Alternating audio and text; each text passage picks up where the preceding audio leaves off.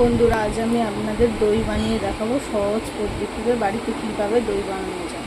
এর জন্য আমি নিয়ে নিয়েছি 500 দুধ, 100 চিনি, গুঁড়ো দুধ, কটা এলাচ আর মিষ্টি দইয়ের জন্য বাতাসা নিয়ে নিয়েছি কটা, দইটা যাতে কালার আসে।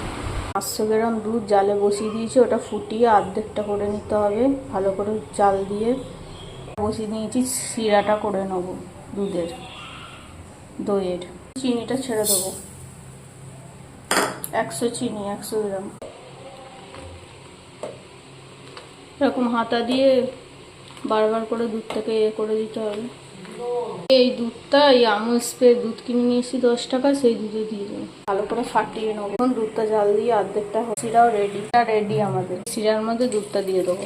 দুধটা হালকা লালটা গুলে রেখেছিলাম, দিয়ে দেবো। ফাটানো টক দইটা দিয়ে ভালো করে ফেটিয়ে নেবো। দই একদম রেডি।